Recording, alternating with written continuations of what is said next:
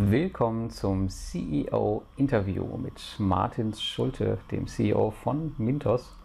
Und ihr werdet gleich sehen, das Interview ist ein bisschen anders, als ihr es vielleicht aus anderen Interviews mit ihm kennt. Ich habe ihm jetzt nicht so viele Mintos-Fragen gestellt, weil er auch schon im Vorfeld sagte, er hatte schon die Fragen tausende von Malen beantwortet. Und deswegen, ja, Ziel dieses Peer-to-Peer-Lifestyles ist es ja auch, die Persönlichkeiten ein bisschen in den Vordergrund zu stellen. Deswegen haben wir auch sehr viel über seine Produktivitätsroutinen und auch ein paar Dinge gesprochen, die uns gemeinsam verbinden. Ich denke, am Ende ist es ein ziemlich interessantes Interview geworden. Ich wünsche dir viel Spaß dabei. So now we are still in Yerevan, and yesterday I was really impressed about the effectiveness of VARCs and how easy it is to get a loan. And also I liked this, we asked the guy about the buyback guarantee, and the Germans are really worried about this and how the calculation is, and they doesn't care about it, right? Because they have to take care of it anyway, of the default process. Yeah, it's like part of the business. I think that's what we saw yesterday, basically. It's just part of the business, and it's still the buyback is basically managed from the interest rate spread, so they are buying it back, then dealing with the default, and as we learned, there's certain processes they have in place, and so it really doesn't change much to them, to be honest. Yeah, really. And I think that's the same for like all the loan originators. And for the Germans, it's so big and new thing to have this buyback guarantee, but it's only. And the thing is just only for a small part of the loans. Yeah. So Of course. basically, a lot of loans they actually recover. If they go late, they actually recover before those buybacks. So. Yeah. So we are now waiting for our plane, and in an hour we will leave Yerevan. And before we leave, I have some questions for you. And as I told you yesterday, so it's not so much about Mintos, because as you told me, I think you answered nearly every question 1,000 times. So I have some personal questions for you, but also some for Mintos. And maybe we start with the Mintos part. And can you tell the audience a little bit how looks a normal working day for you at Mintos? Obviously, the normal is a good question. Then is how many of normal days you have. So it's obviously it's changing. But in general, if you look at the kind of your regular day, so usually I'm gonna start around 8:30 or so. Actually, most of the mornings I'm gonna work from home. And that's also what we offer to all the employees. So basically flexibility to work from home. And that allows to actually in the mornings I'm gonna basically the way I have structured the day is in the mornings I do the stuff where actually which is kind of I have to focus and do it myself. Be it reading something or writing something or thinking about more kind of bigger kind of things, and that's what I'm gonna do in the morning. Then I'm gonna go to the office it depends. If it's a bigger task or something, I can go to the office only at 12 o'clock. Sometimes I go earlier, 10:30. So, and that's also traffic-wise. So I live a bit outside of the city, so it's much more efficient to go to the office when I just spend only 20 minutes in traffic instead of like 45 minutes in traffic. So I save 25 minutes in the morning. And then the day gonna be afterwards lunch, 1 o'clock. Then I actually start all the meetings. The meeting is going to be usually a lot of interviews, so we are hiring a lot. We, together with Martin, other co-founders, so we participate in at least one interview with all the candidates who actually go through. So today we are about 110 people actually, and still every week about 2 to 5 people join the team, so there's a lot of hiring. Yeah. So every day I might have around anywhere between 1 to even 4 interviews, meeting with the team or meeting with some outside parties, and that's gonna be all the time after basically lunch. So from whatever 1 till 6 or so. Then I'm gonna check, and I have time slots like during the day when I check all the communication tools, be it our internal chat. Email I actually leave for the night. And then, yeah, from 6 to 7 again, I will take perhaps a dinner at the office, check my emails and so forth. I have a strict time at 7. I always stop at 7 to go home to play with my son. So I have a 2-year-old son, so I play around with him. Then if I have to, we change with my wife, who puts him to sleep. So I put him to sleep, and then from perhaps 9 till 10, I'm gonna read emails, reply, and kind of do this stuff, and anything else which is necessary. And then from 10 till 11, I'm gonna read actually books. So I basically read every day, and then I'm gonna read from 10 to 11, and then basically go to sleep at 11. And then the day starts the next day. Yeah. That would be your normal day, but as we saw it here, like when we travel, like it's different. So it's very different. So. And also back in the office, it's going to differ. So, for instance, Mondays are very different because on Mondays we do have our management team meetings and all the functional meetings. Friday is also going to be different. Every second Friday we have all hands meetings and happy hours. So there's a lot of variety. But well, like your normal day may be like more or less would look as I described. But you try to use also routines in your working day. So, for example, you make your focus work at home, and you stop at 7, and then maybe start at 9 o'clock.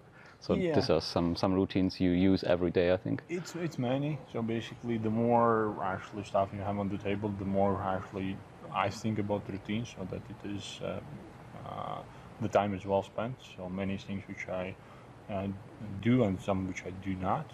So the deep work, actually very good book I've read on the deep work. Yeah, I know this book. Yeah. I think Carl Newport wrote the book about deep work.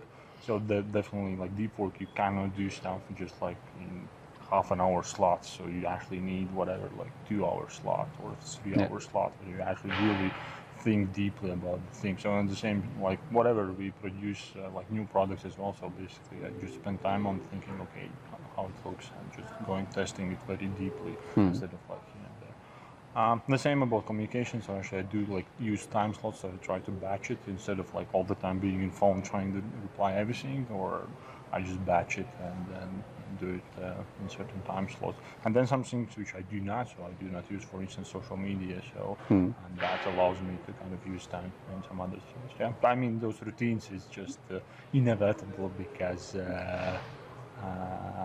otherwise most likely you will not be able to do most of the stuff.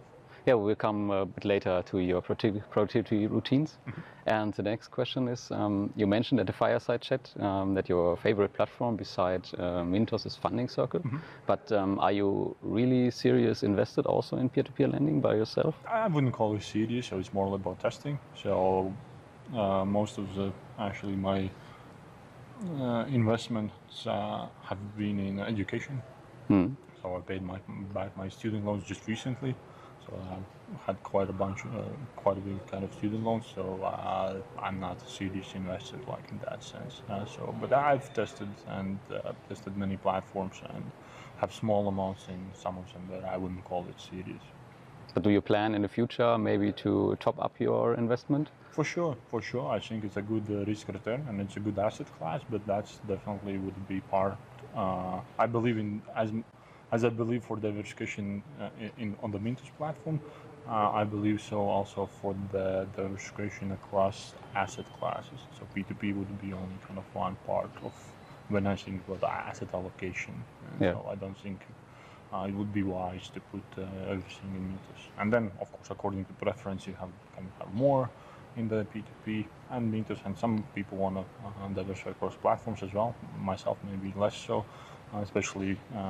I think at Mintos you can get so many opportunities that like the other platforms, it just adds very little to your diversification, and then have other asset classes. I think in your case, I'm not sure if it is a good idea to invest in Mintos because you double your risk because you're also a shareholder of Mintos. Yeah, of course, and I actually do like other platforms as well. Yeah, but that's true. Okay, so what is the spirit and USP about Mintos? About the company? I think it's all. At the end of the day, it's all about the people. So it's gonna be since very early days, if not the first day, the framework which I have adopted has been people, product, profit. So first come people who are going to build a great product, who's then going to build make you great profits. So the spirit of people, I would say, it's or the spirit of Mintos. Or Mintos, in terms of like what's company, like the company is a group of people who come together and they do stuff. So I would say spirit of the people is really about actually changing how the financial services work. I think we are very kind of passionate about that, and I like to see the team who's actually working on products and they actually think, okay, how that's gonna affect how the money is moving across the borders, and this kind of spirit of innovation, let's put it that way. And then it's also about being transparent and flexible. So some things which also perhaps describe how we think about the things. So we're very transparent as a company, both outside of the company with investors, as much as we can, of course, and with loan originators, and then also inside. So in the company, we're very transparent as well. And then this spirit of kind of innovation, transparency, flexibility, and that kind of comes together to kind of achievements, so actually achieving things and getting them done, and helping kind of on the global level, not necessarily like on the regional level, but really globally. So this international kind of angle I would definitely mention as well. Okay. Yeah, and I met a lot of your employees. I met also last year, so I think they are still happy in your company, and nothing changes so much from the basic part. Yeah, especially and like last year when you met, we were about 40 people. Yeah. Today we are about 110, and it's I'm super happy to see that the culture is like hasn't really changed. So everybody is very kind of keen and engaged, and it's a good strong team. I think so too. So let's come a bit to the future. I know you don't like this theoretical question so much, but what do you think? Is it possible that we see some merging platforms in the future in the peer-to-peer lending sector? I don't think that like I don't think that true P2P players, those who actually source the borrowers, who actually go out and find the borrowers, and those who then find investors and manage them, I don't think that would make sense much for them to actually combine the forces. If we talk broader about alternative lending, and alternative lending is basically it's more than no lending peer-to-peer, which happens outside of the banks. And then of alternative lending, only small part going to be those P2P players which actually kind of service part of those borrowers, right? The rest going to be your digital lenders, online lenders, or whatever you call them, basically alternative lending companies. If you look at the alternative lending companies, you might see maybe some more consolidation, but also there it would be more kind of a local level, because lending at the end of the day is very local business. So you might see consolidation when some player wants to go into the specific market, then instead of opening operations themselves, then they buy the local company, right? But when you are locally, then it's a good question, like how much synergies there are. I mean, even the same Yerevan, so we met a few players here, right?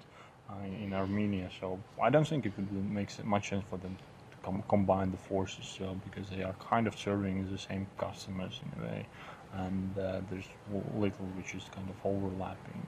I mean, of course, a lot is overlapping, but basically it's like the same business is serving the same customers, so they are not combining different customer groups.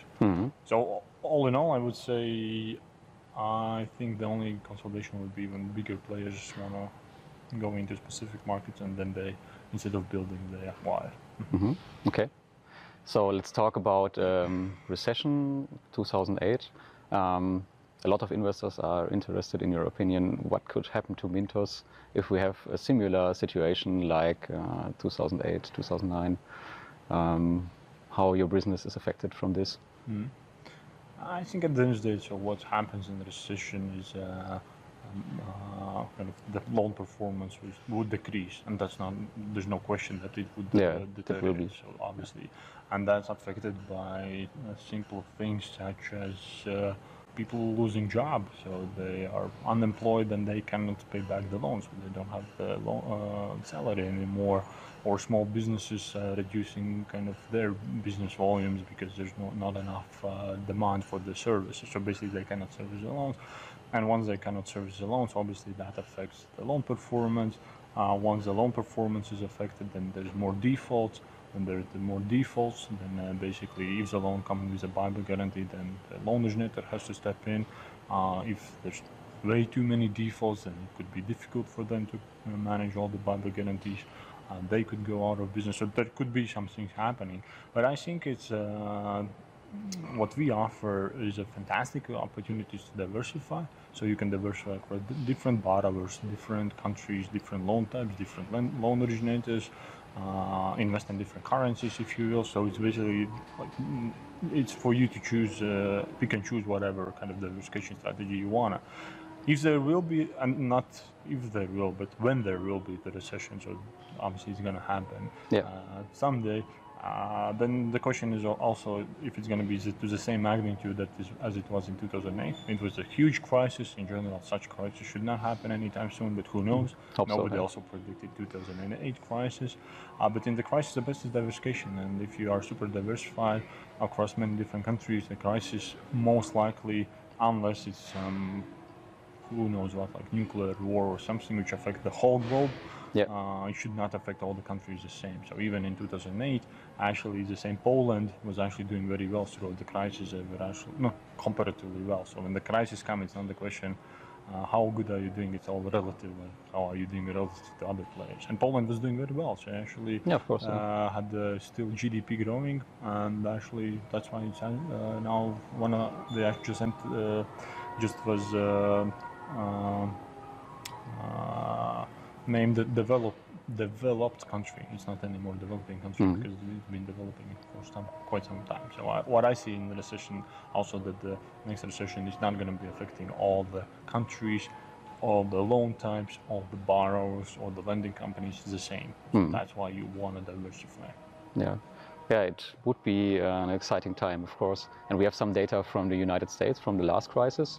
And this showed to us that the peer-to-peer lending market is definitely more stable than the stock market.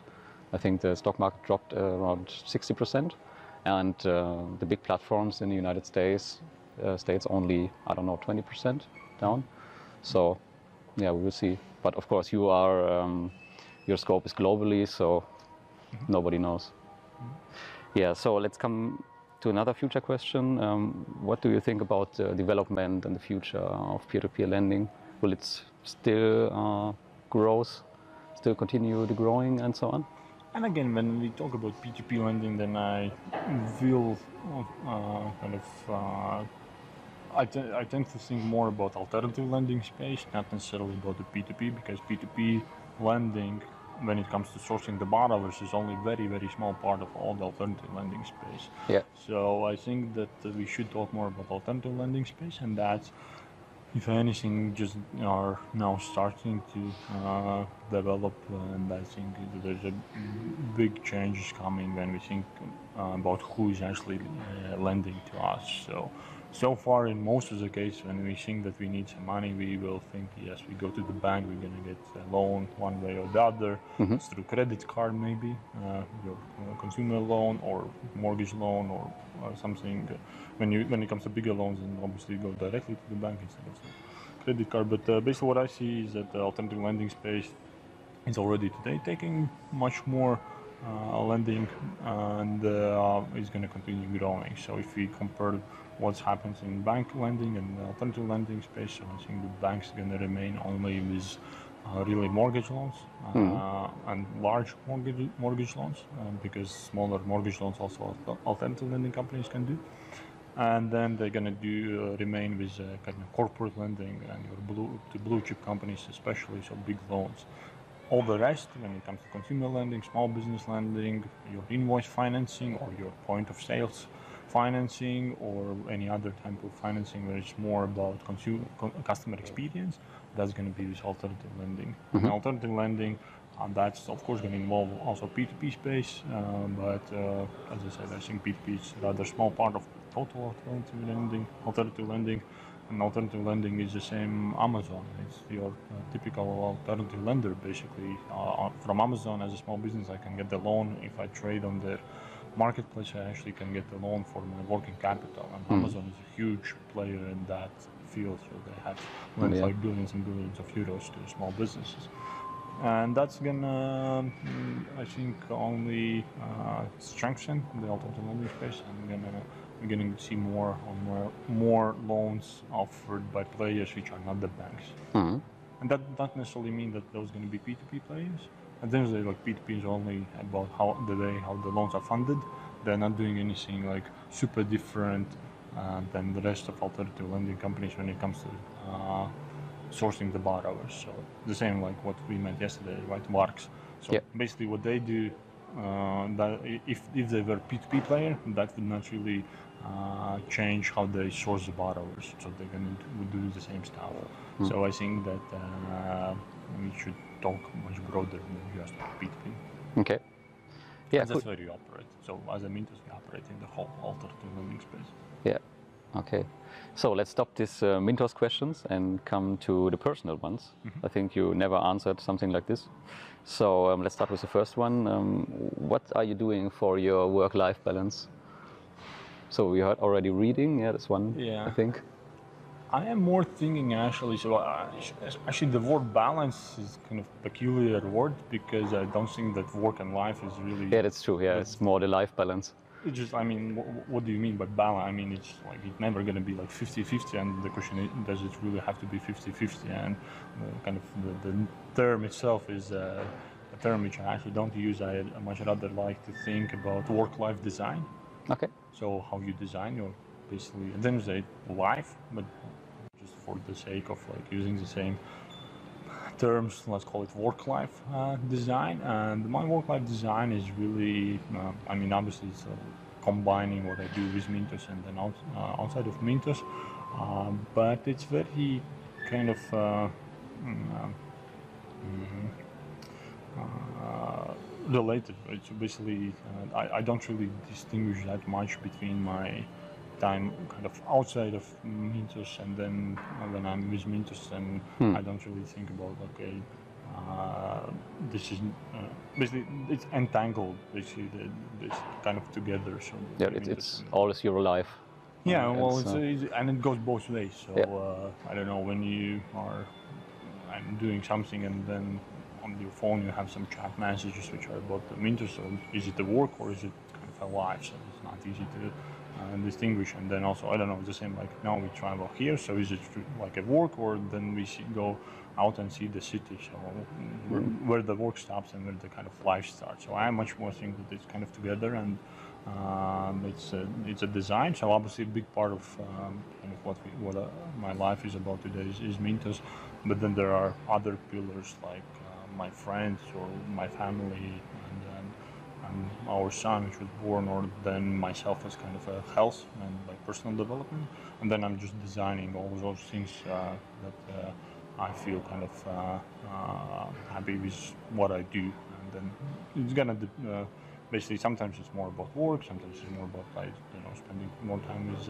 friends, and then it's about family, spending time with the family, and then obviously the health. But all the time it's just kind of combining those factors.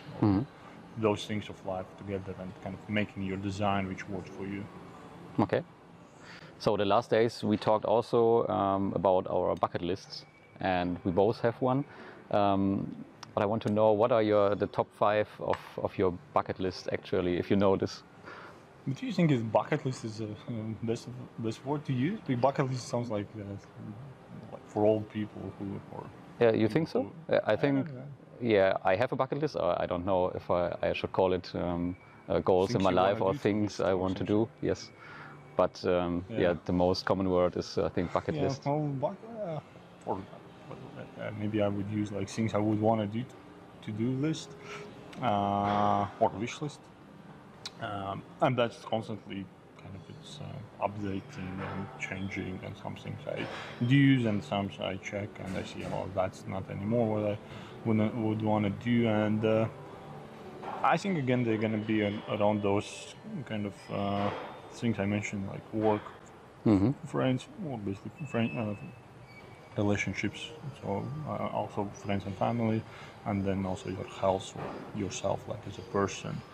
My top, I would then have to talk about what is like today my top. So maybe after that could be another one in a couple of days, it will change. It's a good question. So what I would, because I don't really think like a top. So I have like number of things which I would want to do, and then like kind of working towards them. So I don't know, one of the things which I wanted to do just recently was to do a road trip with a car across best driving roads in Europe. And actually we managed to do it a few weeks ago. We postponed our honeymoon with my wife, so we actually did the road trip across Alps. It was fantastic, like perfect, and I kind of could cross one of the things which I wanted to do.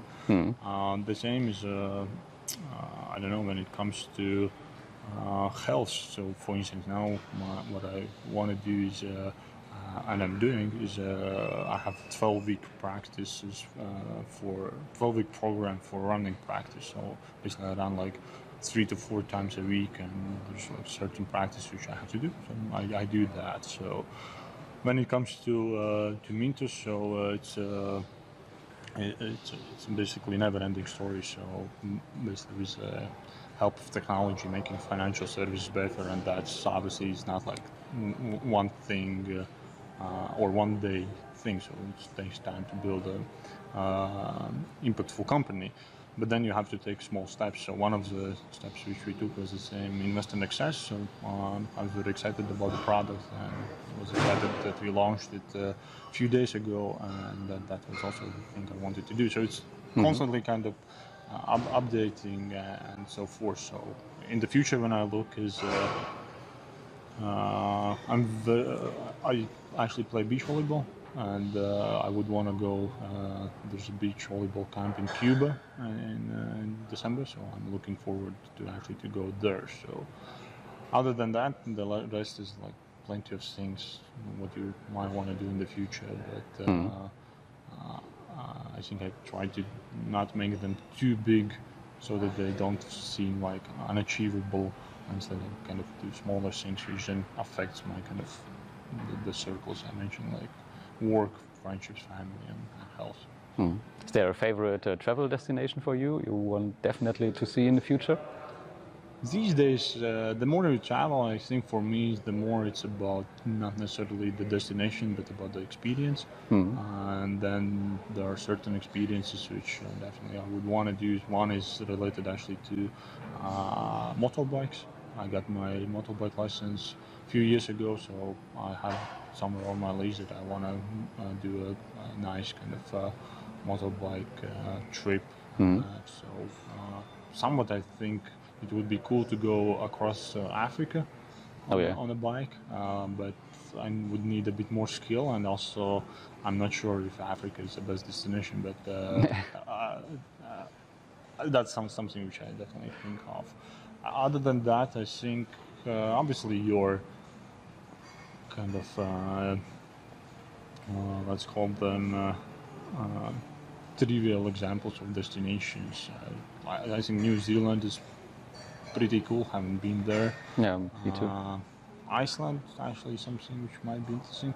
But then again, I mean, there's so much, like so many countries to visit, and the more countries you visit, the more you realize, it's the same as the more you kind of learn, the more you realize what you don't know. So the same comes to traveling. The more you visit, the more you realize that you cannot see everything. You cannot see everything, and it's not going to be possible, even if you focus just on one country. So when you go to any country, you basically end up in like only tiny, you see only tiny part of what's in the country, and obviously you're not going to be able to see everything. And the good question is, if you have to see everything, so what happens? You see the whole world, and what's next? You're going to go to other planets and try to discover them. So there's always this exploration kind of willingness to explore, but the question is how much can you actually see. So yeah, I think it really comes down to experiences, and experiences obviously come together with people.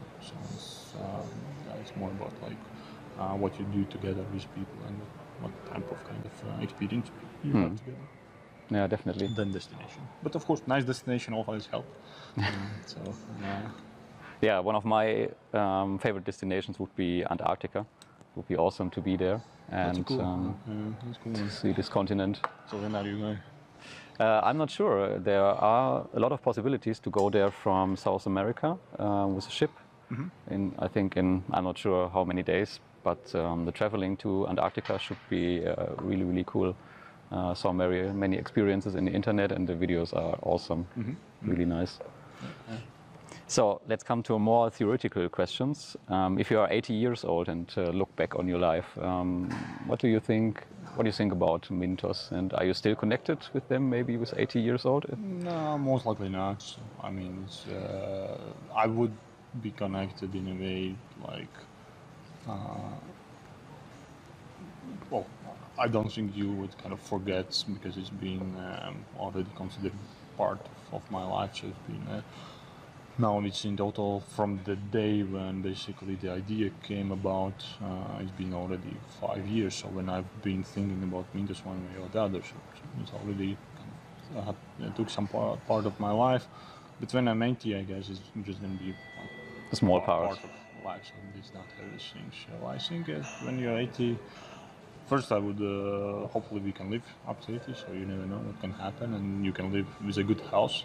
That's also very important, I guess, especially these days when it's easy to kind of, relatively easy, but you can live to old age, but then you are on kind of health support, and that's kind of not quality life. Yeah, that's true. When I'm 80, I think looking back, it would be about the same relationships. I think I actually do like there was this Harvard Business Review. I think it was Harvard Business Review, but definitely about the Harvard Business School graduates. The research, what makes actually happy you in life, and basically what they concluded is it's relationships, it's nothing else. And just looking back, that you have had great relationships and have had kind of fruitful life, so that would be. But even at 80, I don't think life stops. So. These days, perhaps life expectancy and life expectancy of a good life most likely is longer. And then we see those guys like the same Warren Buffett and Charles Munger. So they actually, as Munger is even 90 something, so still going strong. So yeah, of course. I think that you can still do great things also when you're old. I think we can also manage it to get 100 years old or older if you have a healthy lifestyle and a good lifestyle design.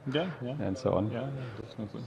Yeah. Additional to that, if you are 80, what could be the most valuable advice for the young Martins, maybe at the start of the Mintos career? That's a good question. Somewhat I want to say, kind of, not that I have been too stressful, so I'm not kind of too stressed about like things, and I think that as a human we can do a lot, and myself I know that there's a lot of kind of things we could do, and with Mintos, but maybe something just kind of don't stress too much about kind of small things, so and it takes time.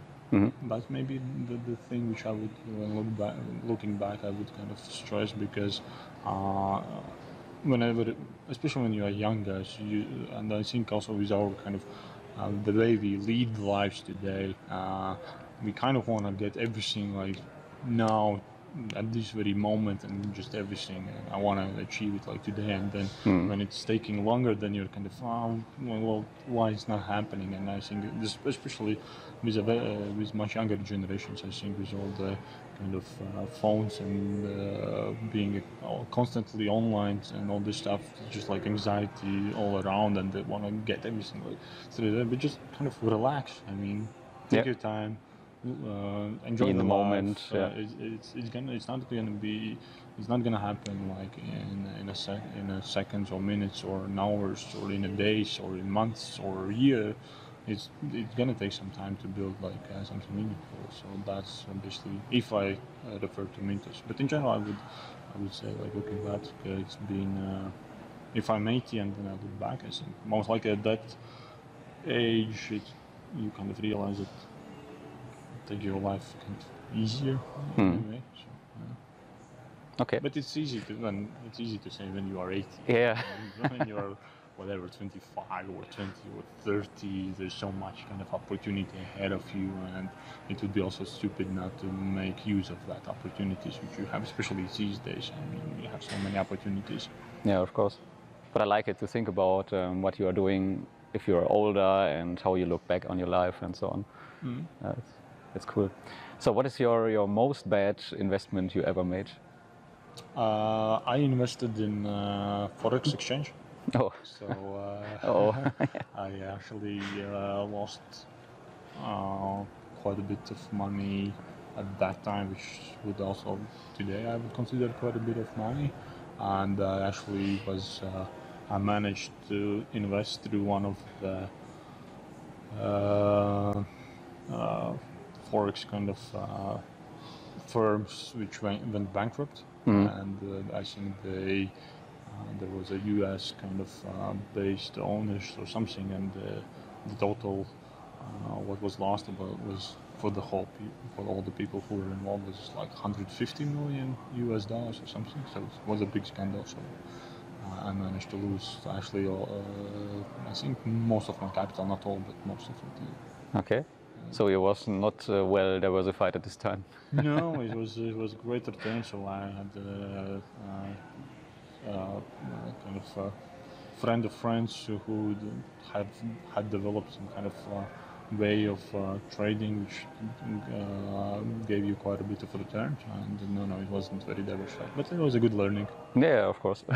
So that was definitely by far the worst investment. And then actually I've been also very in quotes good at stock picking. So I've managed to invest in some stocks which actually managed to in some companies which managed to go bankrupt. So but there I was a bit more diversified. Yeah, okay. So I had picked like 5 or 6 stocks, and I think one company went bankrupt. So you made your learnings at investing. But at that investment. was very early. I think I was 20 Yeah. or something. Okay. So what is your favorite book and why? Favorite book? Then I will have to ask in what vertical, because the more you read, the more kind of the more books also make impact. But if I would have to pick one, Your most favorite book. It must not be about investing. I mean, there are many, obviously. The same as a book. So the more you read, the more you kind of learn, and you see so many topics which you would want to learn about, and so many great books. And I mean, in your lifetime, how many books even if you read a lot, so like a few thousand books maybe you can read. I don't know, if you're very, very devoted, maybe, I don't know, 5,000 books maybe you can read, and that's only like a very, very small part of all the books out there. But from what I have read, I think the most, it's not the kind of the best book or the most favorite, but some which I think I can recommend and which made an impact on me is Sapiens. It's a history book, and what it's kind of affected me is just putting everything in that perspective. So putting everything in the grand scheme of things, and if you look at the history of humankind, which is like 70,000 years or something, and then many of those years have been spent on just, I know it took humankind to go from whatever Africa to Europe like thousands of years and moving like very slowly. And then you look at what we do here, or like in our lifetimes, it's just a drop, and a very small drop in the ocean. And if you want to be very kind of abstract about it, then it kind of doesn't really matter so what you do, right? Because it's just so small. Yeah. And that's just putting everything in context. And Sapiens is definitely like very impactful book. But having said that, so I could give you like 20 other books which are my kind of favorite books. There's many which I have. Actually, I do use Goodreads, and then I rate the books as well. So everything which is like 5 out of 5 is definitely what I think are great books. Do you know who is the author of this book, of Sapiens? It's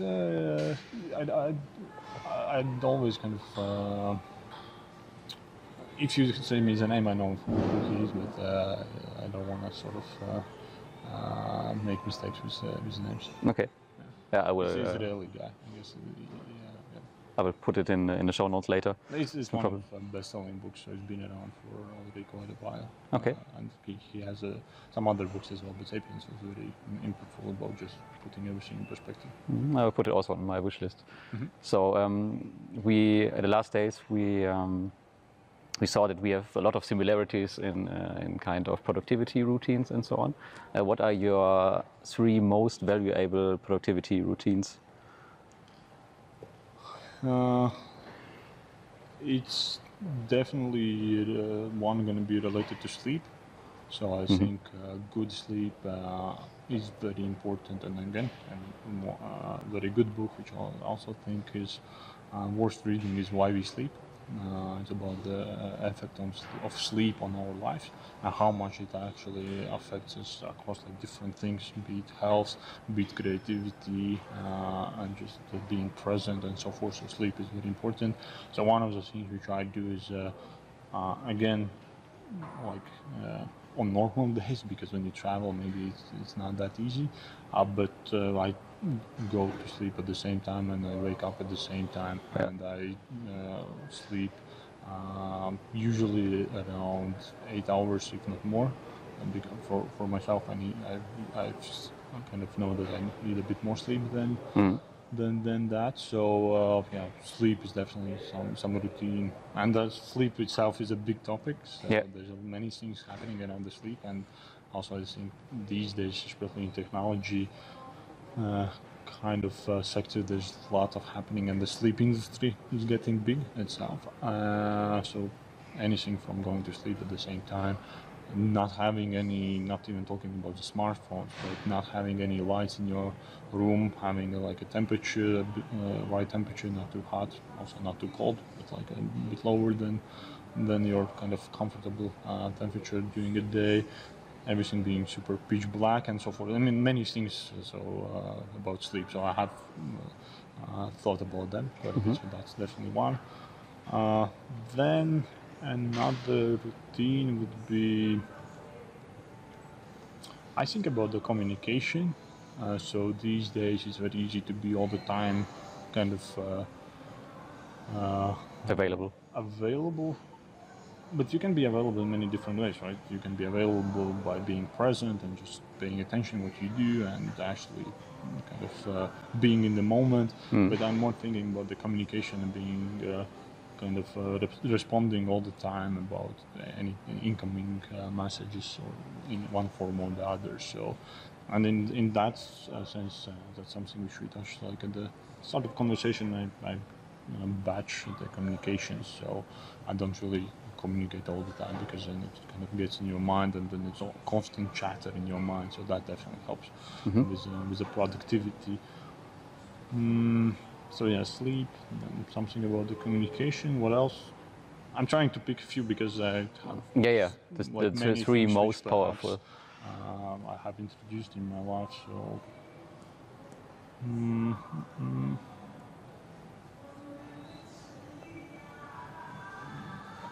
I would most likely, but it's also going to be about, I was thinking about the kind of deep work versus kind of meetings, and again, like batching them together.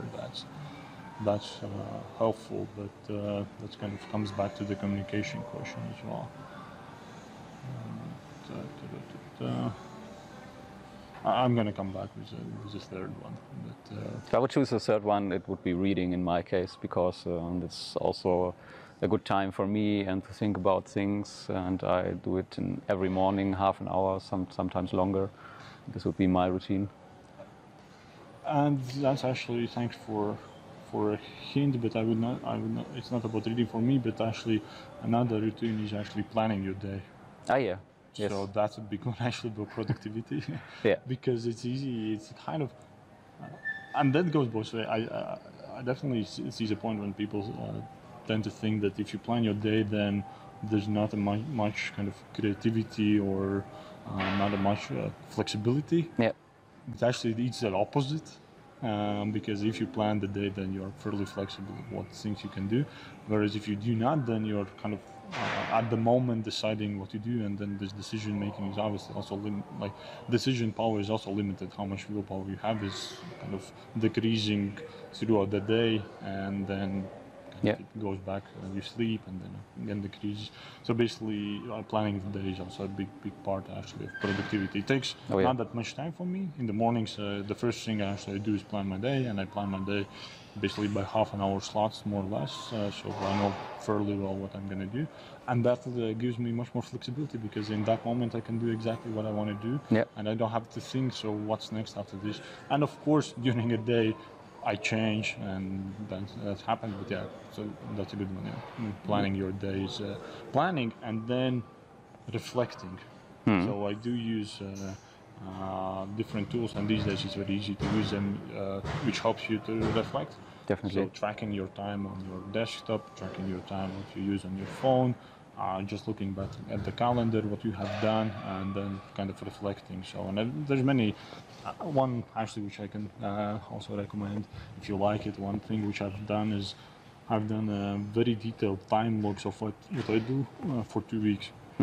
I wrote it like all by minutes basically, and that's perfect. And afterwards, because your mind plays kind of games with you, you think that, I don't know, for instance, hiring. I knew that I was thinking that I'm spending a lot of time on hiring, but then when I was actually tracking time, I realized no, I'm not spending as much as I thought I had.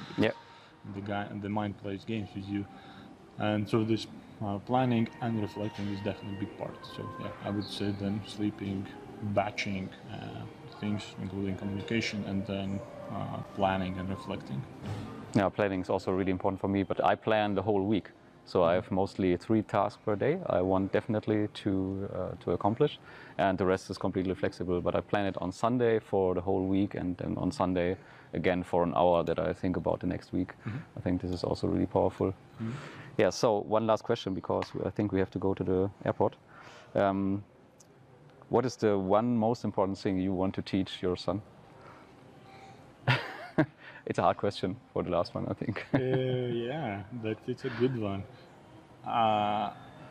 Actually, I would say it's hard, but it's easy. I would teach never stop exploring, and that's actually the tagline of North Face, one of the brands. I think it says exactly like never stop exploring, and I think it's super powerful. Is never stop actually.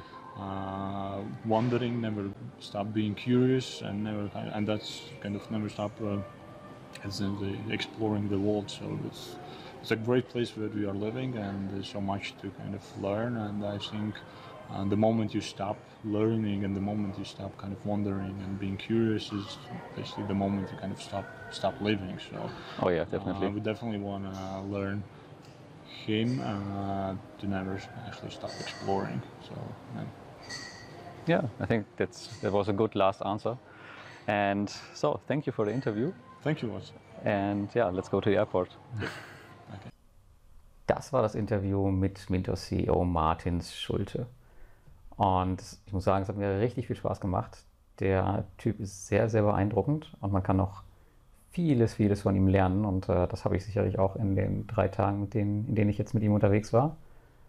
Und wenn dir das Video gefallen hat, dann lass mir auf jeden Fall ein Abo da für den Kanal oder einen Kommentar. Ich würde mich freuen, mit dir da ein bisschen zu diskutieren. Und wenn du noch Fragen an Martins hast, dann lass mir die gerne in den Kommentaren da. Dann gebe ich die weiter an ihn. Und ansonsten wünsche ich dir viel Spaß und bis zum nächsten Mal.